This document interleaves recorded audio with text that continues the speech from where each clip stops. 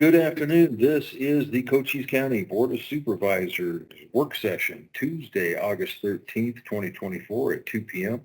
in the Board of Supervisors hearing room, 1415 Melody Lane, Building G, Bisbee, Arizona, 85603, pursuant to ARS 38-431.02H. The public will have physical access to the meeting place 15 minutes prior to the start of the meeting. Any item on this agenda is open for discussion. And first, the roll call. I'm Tom Crosby from District 1, District 2. And English is present online. Thank you. And District 3. Supervisor Judd is here. We have a full board. Members of the public may also attend this meeting via Microsoft Teams, computer, or mobile app, or via phone by calling 602-609-7513 or 888-680-6714, conference ID 757-250-070 #. If you have trouble accessing this meeting remotely, call 520-432-9200 for direction. Work sessions are time for county staff to inform and discuss agenda items with the Board of Supervisors, and public comments will not be taken. So for introductions, I have mentioned that we have Ms. Judd, Ms. English, we have Ms. Sharon Gilman, we have Chief Deputy Attorney Christine Roberts, Jackie Watkins, Joe Casey, and I guess Sharon Gilman, I said that already, and Mr. Richard Karwachka here at the table. And Jackie, would you care to introduce any of your staff with you today? I have Brad Simmons, who's an engineering manager, and Joaquin Solis, which is a floodplain administrator. Thank you, Ms. Watkins.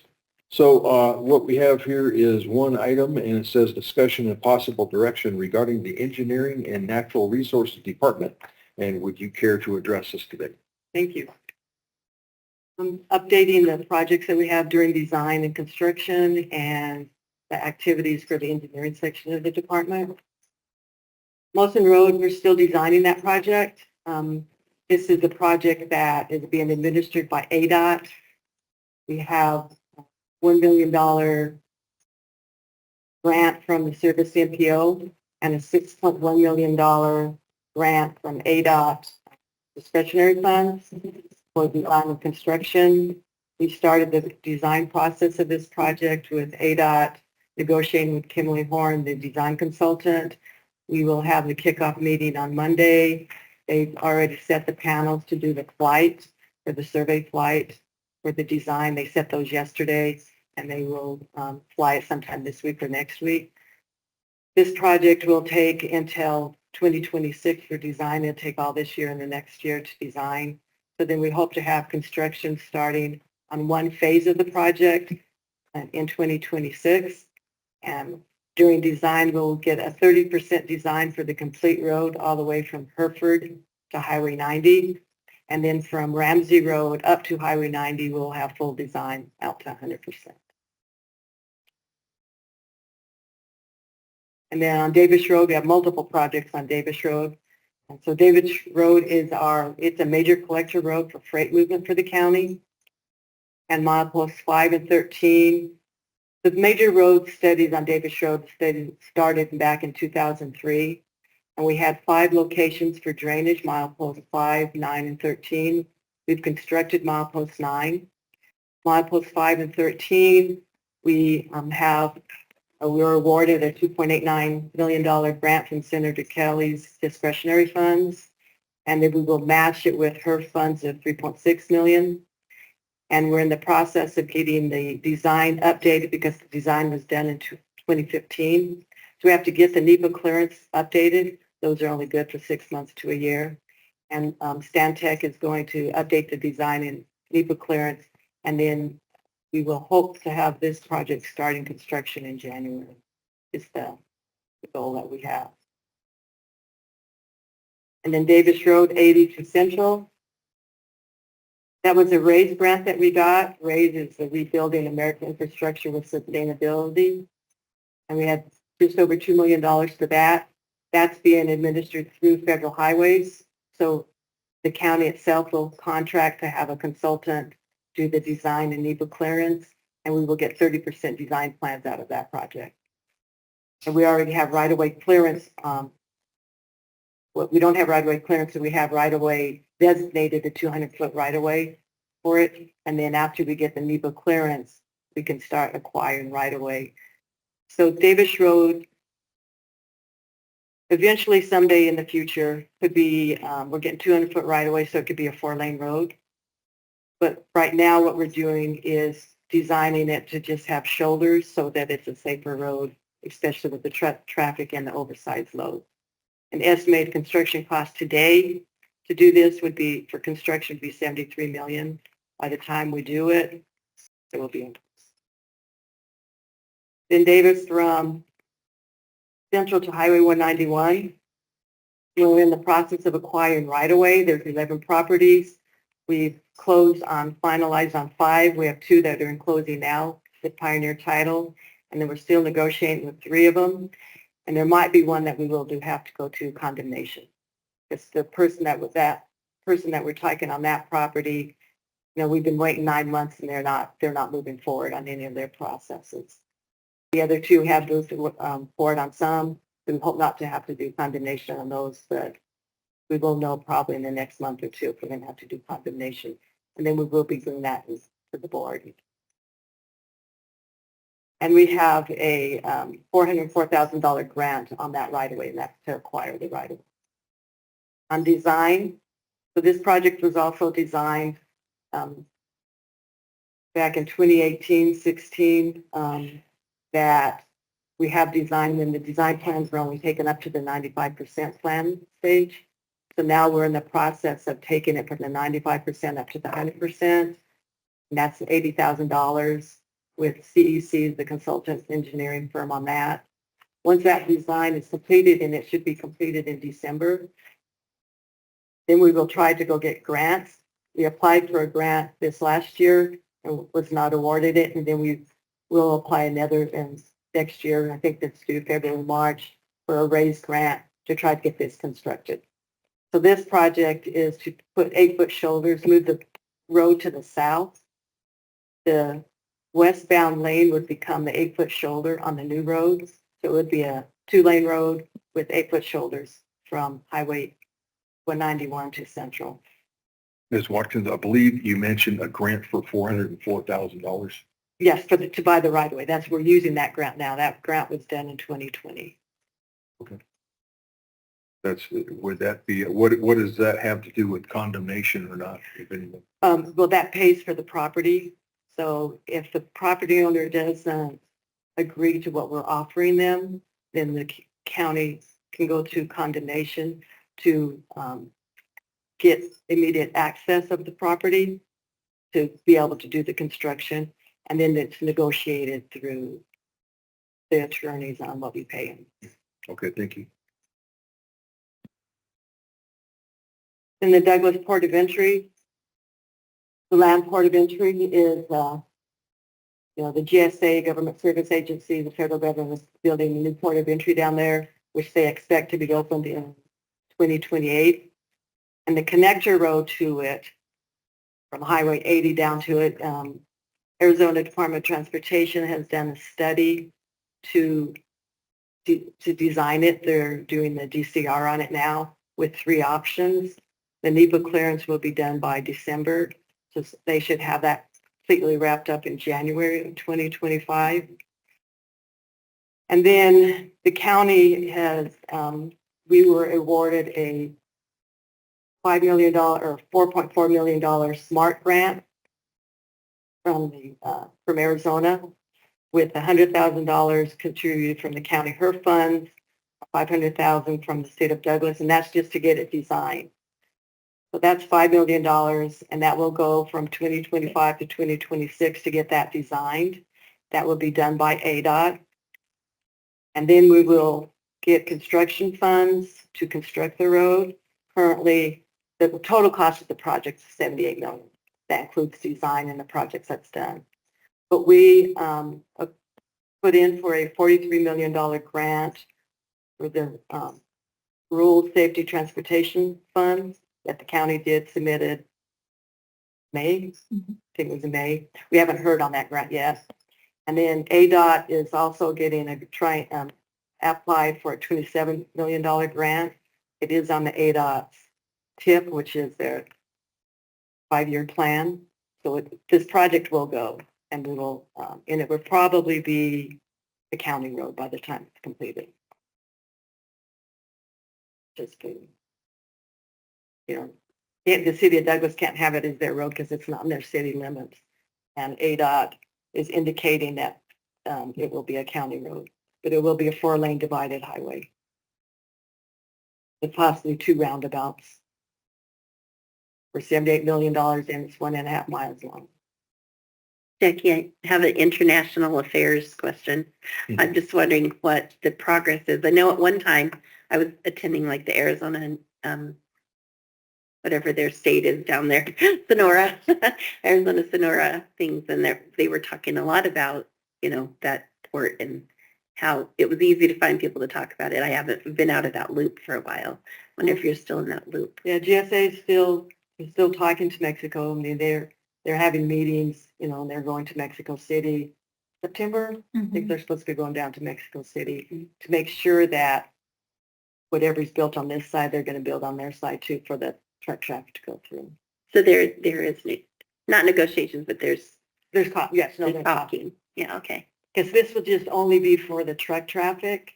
Mm-hmm. The port of entry that's in Douglas itself will stay for pedestrian or residential vehicles. Any of us who have seen that, where trucks come in Douglas, where the trucks come through, it's kind of impossible to imagine them even going into there. So it would be updated for the commercial traffic, especially for vegetables. Mm-hmm. The agricultural stuff that comes over, they'll have refrigerated areas to do the inspection. Mm-hmm. Okay, just was wondering how it was going on the other side of the border. We're just on the edge of it.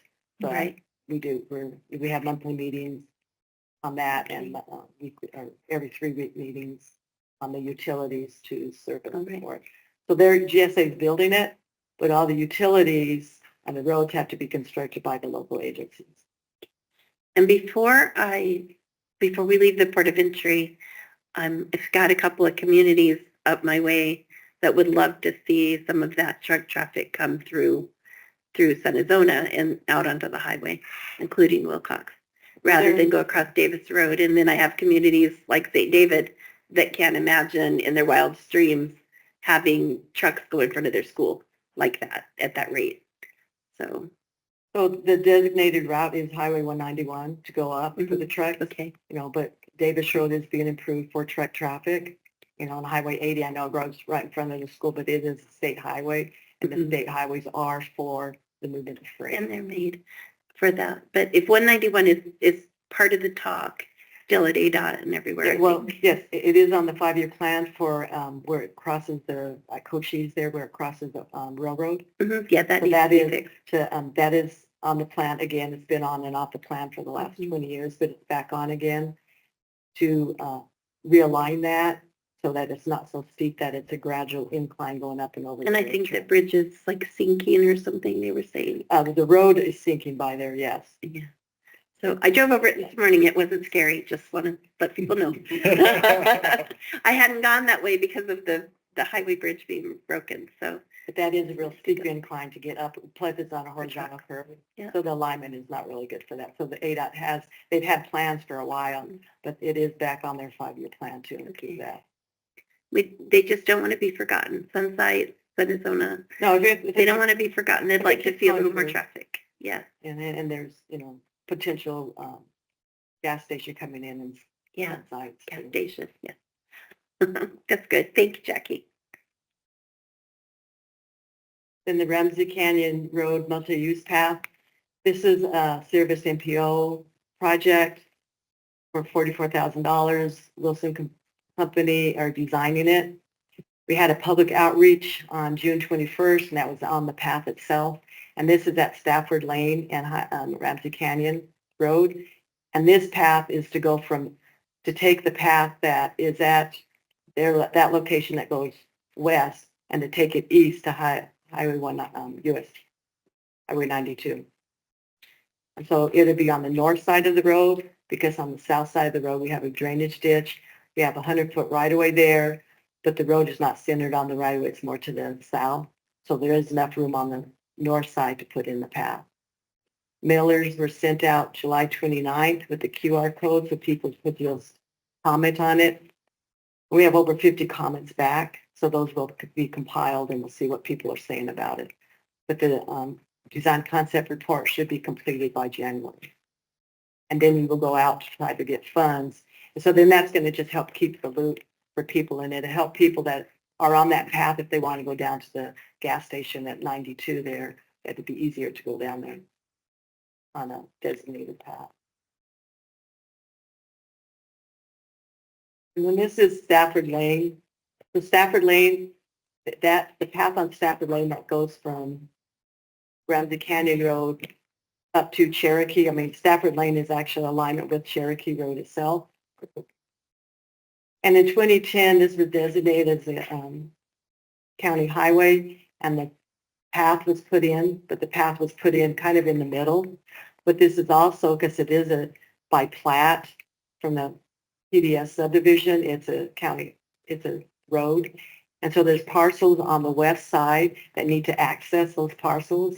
One of the parcels is 24 acres and it's zoned R36, so it could have 30 lots there. And you don't want the conflict with vehicle traffic driving on the path traffic itself. So we're proposing to realign the path and kind of keep it meandering through the trees, but I give you a larger pull out of it. So it will, we will probably have to cut down about 15 trees is what we're proposing right now. But it will move the path to the east side of the 50-foot right-of-way we have.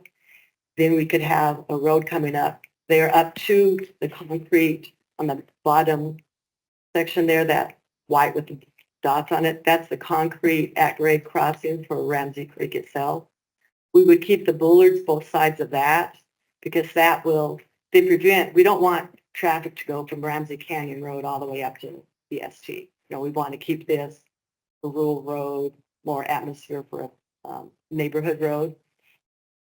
So the property that's on the north side of the creek, they could access their property through Pawnee Drive. And then the property south side, they would have enough room to then get into that property and turn into their driveways. This would not be a county maintained road, but we would construct it when we're doing it and put down millings because we are getting millings from ADOT from the Highway 92 and 90 project. So we could use millings there to put it down, compact it, and then it would be up to the property owners to keep it maintained. Millings of asphalt. Correct. Because it'd keep the dust down, and you don't want dust if you have a bike path right there. But the bike path itself, when we realign that, we would have to re-chip the new alignment. And these are just some pictures of the path and the road. So you can see how the path kind of connects with the road. So we would just move that portion of the path to the other side of the trees. And we will kind of just fit it in the field because we want to cut down the least amount of trees we can. We don't really want to cut down trees, but some of the trees will have to be removed just to accommodate the road.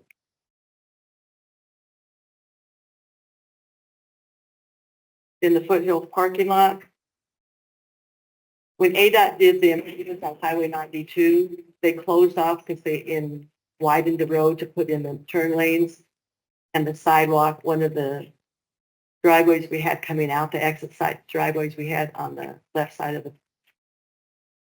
plan there was closed. So now there's only the one driveway going through there.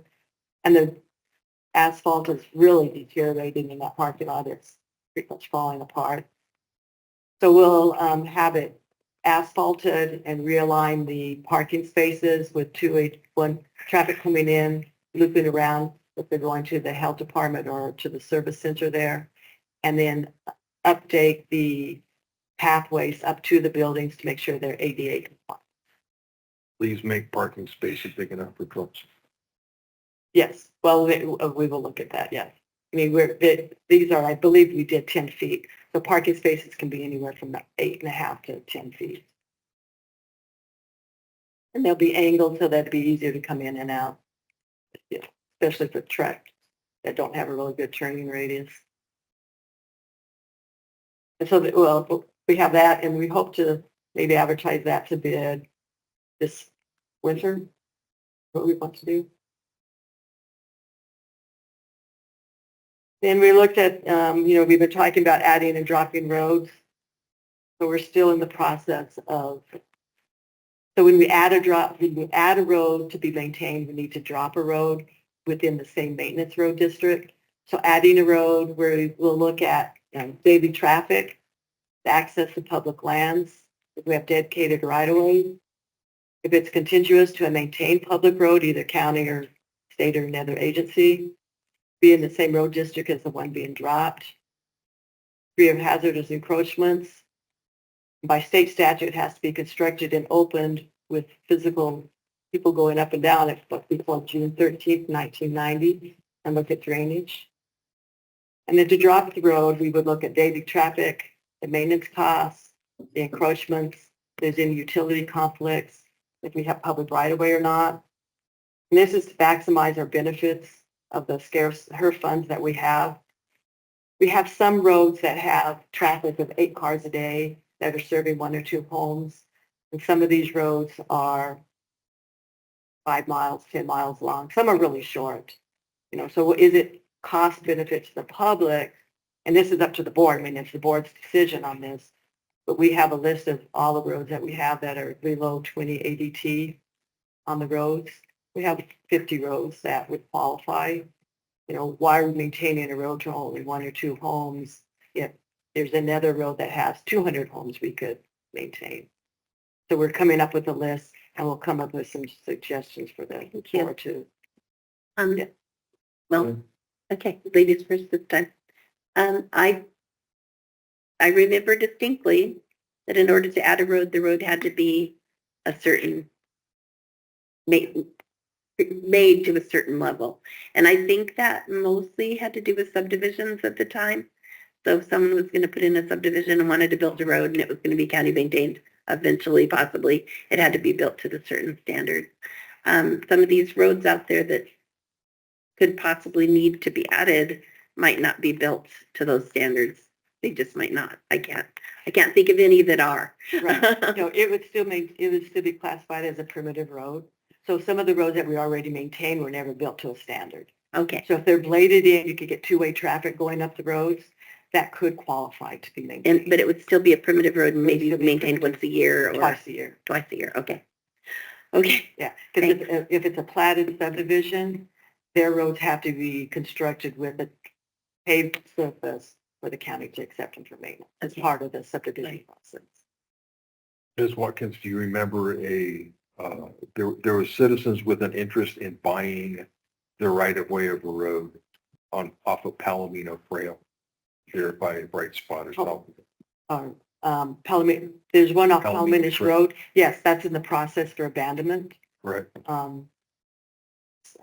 So we do have a process if there's public right-of-way that's no one's really using to abandon that. We have one that'll be coming to the board probably in September called Sunny Lane. And then there's more, we have, I think, 5 on the list of people wanting to get it abandoned. So there is right-of-way that was just done by plat in the 60s, 70s, a lot of these for subdivisions that were never really developed. And so if somebody owns all the property around it and they want to abandon that and it's not going to provide future access to any future adjacent properties, that they have other ways to get to their property, then we do abandon those. Okay. So off the top of your head, you don't remember one specifically there off of Palomino Trail? Not a Palomino Trail, no, I know Palomino Trail. Yeah, Palomino Trail, pretty sure it's south of the highway. But I haven't heard from them lately, so I need to. No, I haven't. That's not on the list. I was trying to find them the other day. So when we do the right away, when we abandon it, they do buy the property, but they get 50% discount on what the actual appraisal is on the property from the property owner. But there's a process. They can just get hold of us. And we will send them the packet to do that. Okay.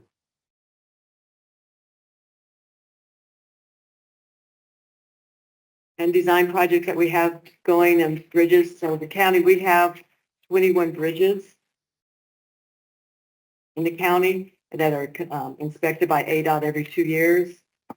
And we're in the process having, with the consultants, we've already negotiated with them to have them come, is it like 150,000?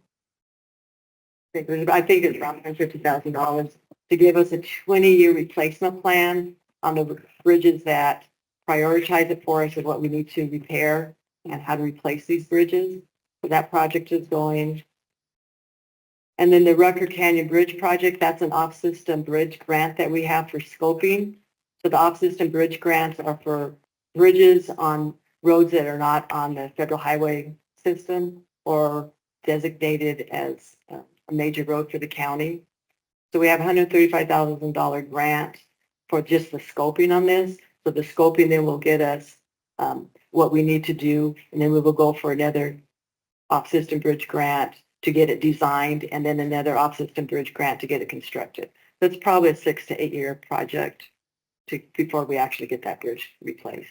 And this is on Rucker Bridge, where it's a 1-lane wooden bridge, which will help with maintenance costs, because right now maintenance has to go out there and replace the deck and periodically go oil the deck, for the weathering of it. And it has I think it's a 10 or 15 ton load limit on it. It has a bypass, but this then will help to make sure this, and there's a lot of campers and stuff that go up Rucker Canyon to camp. And then the North Frontage Road and Sunsites, we have the design survey completed. We're still doing our options, and then we will be talking to all the businesses over there. I've talked to a few of the businesses. They've come in wondering what we're going to do. So we will make what's in our public right-of-way ADA compliant, and then the businesses that we don't have right-of-way in the parking and stuff, if they want to could give us the right-of-way, then we would take the AD ramp across their property, or that property, because then it would be county. If not, we will just go up to their businesses. Thank you. Yeah, so, and it's up to the businesses. I've talked to. Well, the post office was where they first complained. People were falling, just getting out of their cars and into the post office. Right. So we will enhance, because the sidewalk that's out there is really deteriorating. Yeah, It's falling apart. And this is, it's county right away, so it is county's responsibility Okay. to keep it maintained. And then the Leslie Canyon culvert replacement, the design is completed, but we still need to get right away or construction drainage easement on the east side. And so we're talking to the property owner for that. And then Bell Ranch and Shelton Roads. Riverview, who is the dairy, they want to partner with us and preferably do it under a right-of-way permit that they will place over multiple years. They will replace 18 inches of subgrade and base course, pretty much a typical 12-inch subgrade and a 6-inch base course, and they will construct that at their cost. And we will realign the curve, the intersection of Shelton and Bell, just to make it more efficient for their trucks to come up and down. And then it will also save anytime you have a truck, turning movements, coming up, stopping at a stop sign, that's pushing and shoving the asphalt there and the chip seal. And so we will redesign that curve there, and we will then come and chip seal it after they do that. So for the first year, we would like to start this project in January. They will do 5 miles of road with approximately 2 miles from Kansas Settlement going east on Shelton Road, do that curve, make it a gradual curve on that, and then do on the south end of Bell Road, where we have so much deterioration, because ops have had to go in there and asphalt. They bladed in some asphalt there for around approximately $50,000 for 4 locations that are like 100 foot each. So that's just a continuing cost because of the amount of truck traffic. Because the truck traffic on Bell Road during harvest season, we can usually have about 500 trucks a day, up to 150 trucks an hour. So, one truck traffic is worth around 6,000 cars. So when we built that road, we did not take into consideration the amount of truck traffic on it. So there's, we have chip seal, which is at most an inch of material and 4 inches of AB, and no subgrade at all. It was just the native subgrade. So this will really enhance those two roads. And it would be a sort of a partnership and agreement with Derek. We want to start that project in January.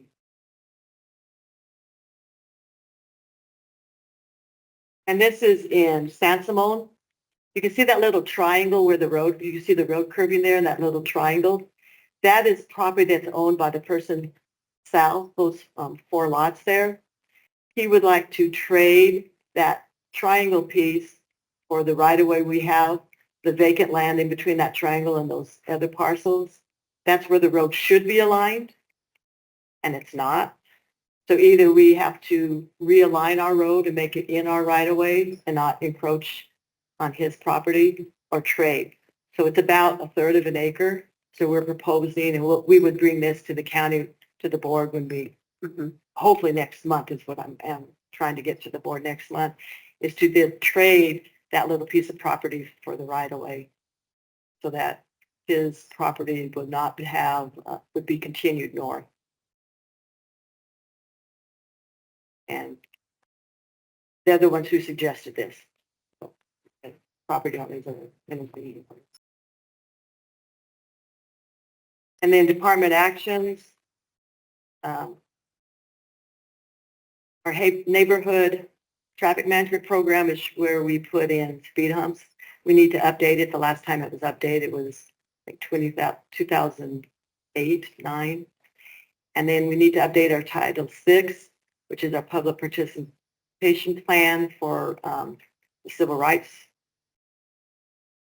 code from federal or from feds. And so we have a generic one that we have, but we need to update it just specifically for the county. And then we're updating our right-of-way permit forms. And we're proposing to increase our permit fees. We're currently analyzing it. The last time the permit fees were increased was in 2009.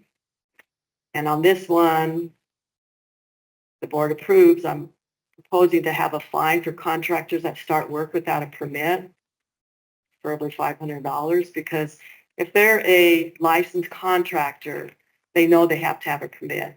And there's a few contractors that repeatedly start work or do work without getting a permit and trying to tie into the roadway. And like this driveway here, you can see that culvert is obviously not installed correctly. I just personally think it's kind of a good, funny photo, but and that's true. We did not doctor it at all. But he put that, to a driveway. He was asphalting the driveway for this property owner, just north of Sierra Vista. So obviously he had to, rip it out and redo it, which, is increasing cost to the homeowners. So we are going to update our permit fees.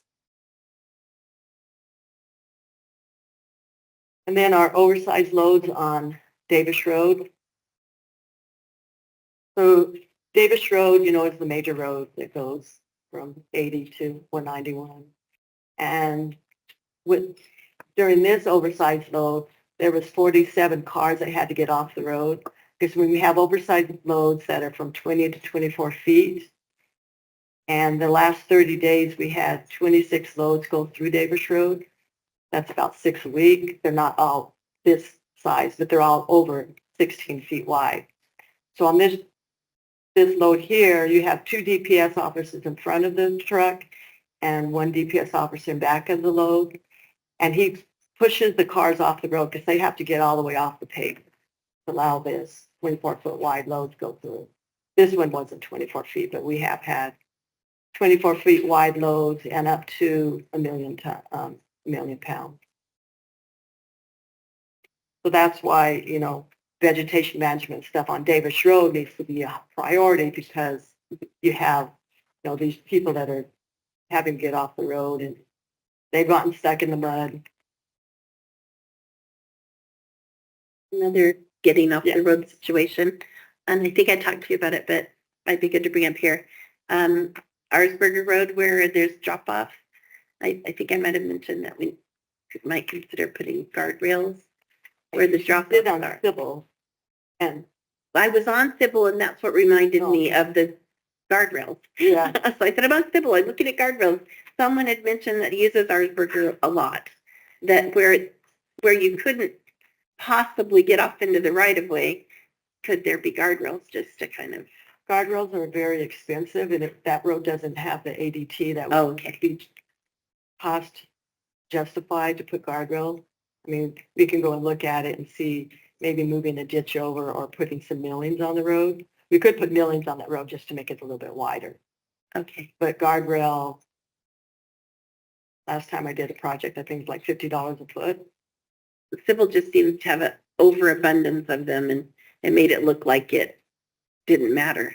I don't know who did that, but they have an 10 overabundance. or 15 years ago. Yeah, okay.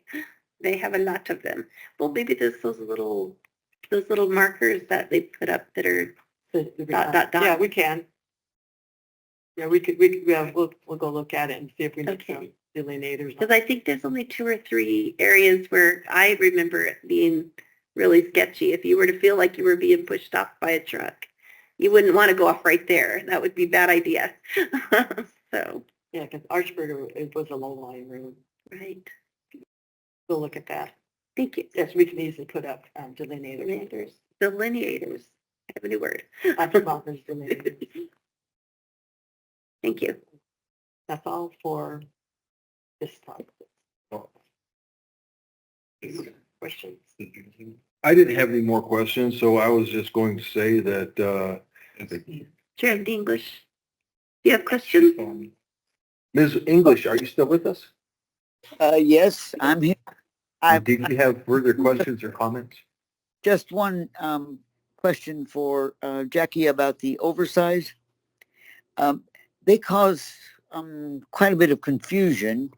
Is there any way that you can turn them down? Or are we forced to allow them, no matter how many of them there are, to use Davis Road? Depends on if you want to impact the economy and freight movement, because Davis Road, the alternative for them to do would have to probably, some of them would have to go up to highway, State Route, Interstate 40 to get through on some of these projects, because they can't come through I-10. And the only reason they're coming through here is once ADOT fixes the Trumpet interchange at 191 in I-10, and they make it a diamond interchange, that would take probably 90% of all the oversized loads off of Davis Road. Well, I knew we still had some pinch points, but they were supposed to be working on all those. And when it's not our department, I don't know how that's going. And that's why I'm asking, is because, it's not our fault they're coming here, but because the other system, the feds and the state can't hold them. So that was my question. Right. This morning, when I came up, the exit you just mentioned, they have, you might have seen it, but they have at least started, I didn't slow down and look, but they've started to make it a diamond. They extended that side down. They have, I'm not sure at what point they're going to let oversized loads use that, but yes, there is. You can't use it as bypass, blocked, but right, there is a bypass, straight across. correct. And now that it's opened, I will contact the Safford District and see, or oversized load permits up in Phoenix, to find out what size loads. I mean, maybe we could say, okay, if it's anything over 16 feet wide, they need to go use that other load, that other I access. mean, I don't know if it's usable because it's blocked off, but It's But made to be usable. I went up and then it, Yeah. it went down the other side. I'd never seen that before. It was made to be usable. Okay. Okay, so hearing no further questions or comments, this is the end of the Natural Resources Department meeting. And the next meeting is right now in Board of Supervisors hearing room for a flood control work session.